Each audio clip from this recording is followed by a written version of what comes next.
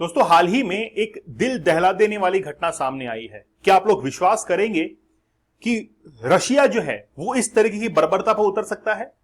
Russia ने एक महिला पत्रकार का दिमाग, ब्रेन जो है वो निकाल लिया। इसका वजन 30 केजी रह गया जिस समय इसकी मौत हुई। साथी के अंदर शॉक दिए गए, इलेक्ट्रिक शॉक दिए गए। इसके पैरों के अंदर 5 सेंटीमीटर तक कीले जो है चुभ गई। इतना जबरदस्त शॉक दिया गया कि इसकी चमड़ी जो है वो उतर गई थी। क्या किया था आखिरकार इसने, और क्या रूस जो है वो ऐसी बर्बरता कर सकता है? हमको सोचकर भी जो है वो बड़ा सरप्राइजिंग होता है कि यार किसी भी पत्रकार के साथ में, किसी जर्नलिस्ट के साथ में ऐसा करना, और वो भी महिला पत्रकार, ये बड़ा गलत है। कहानी थोड़ा विस्तार से समझेंगे कि आखिरकार हुआ क्या है। रिसेंटली एक न्यूज़पेपर ने इसको पब्लिश किया, और पब्लिश जो किया गया था उसमें कहा था कि ब्रेन रिमूव्ड, जो ब्रेन है उसको रिमूव कर दिया गया है, बोन्स टूटी हुई है, सिर को मुड़वाया हुआ है, इलेक्ट्रिक शॉक जो है वो दी गए हैं। नाम है विक्टोरिया रोशेना। विक्टोरिया रोशेना जो कि 27 साल की है।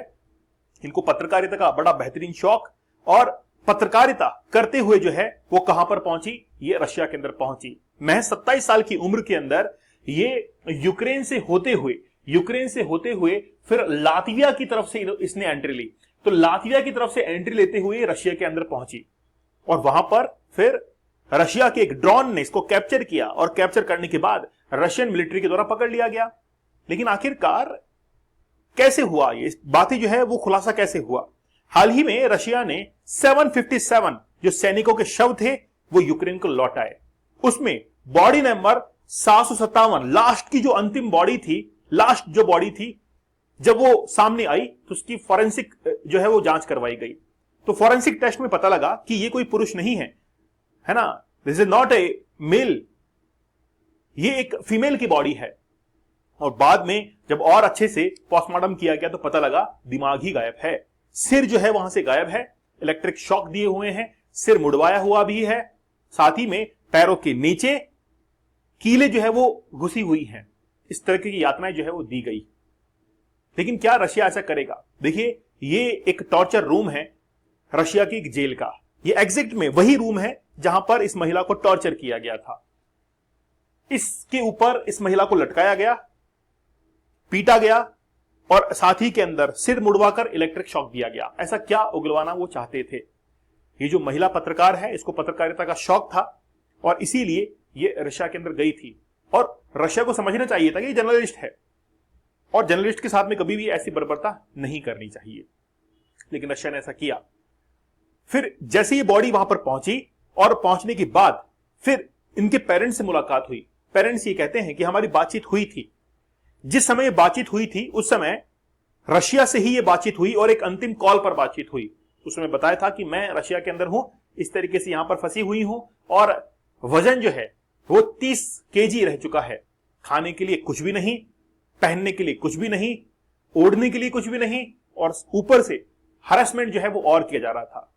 तो ये इसकी कहानी है।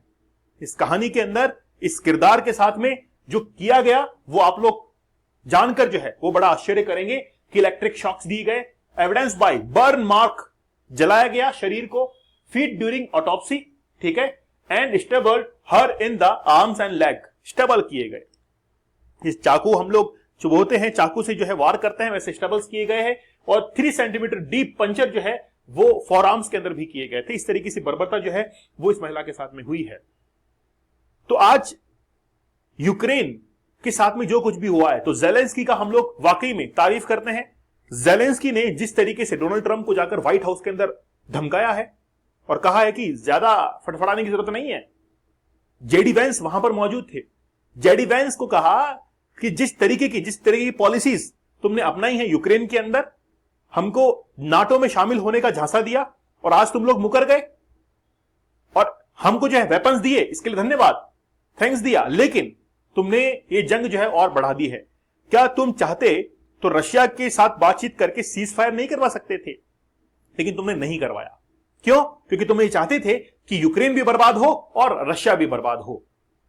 फिर रशिया ने यह कहा यूक्रेन को कि देख लो, तुम लोग जिसके पीछे उछला करते थे वो आज तुम्हारा साथ नहीं दे रहे हैं। यूक्रेन को यह बात स्वीकार कर ली यूक्रेन ने कि हाँ वाकई में ऐसा ही है। और आज जिस दिन मैं आपको बता रहा हूं उस दिन यूक्रेन और अमेरिका के बीच में एक डील हुई है कि यूक्रेन के अंदर जितने मिनरल्स है, मिनरल्स की माइनिंग करने की जिम्मेदारी, उसका ठेका जो है वो आज अमेरिका ने ले लिया है। अमेरिका जो चाहता था उसको टारगेट किया। अमेरिका आज यूक्रेन से मिनरल्स चाहता था ताकि वो इकोनॉमिकली ग्रो कर सके। इसको कहते हैं कॉलोनाइजेशन, इसको कहते हैं उपनिवेशवाद, इसको कहते हैं मार्केट डेवलप करना। और यूक्रेन से जो कुछ भी मिलेगा उसको पूरे विश्व में बेचेगा और अपनी अर्थव्यवस्था को $1 ट्रिलियन के अंदर वो दिखाएगा। नहीं तो पॉसिबल कैसे होगा $1 ट्रिलियन के अंदर अपनी इकोनॉमी को दिखाना? इस तरीके से ही कॉलोनाइज करके, इस तरीके से ही यूक्रेन जैसे कंट्रीज का शोषण करके ये सब चीजें जो है दिखाई गई हैं।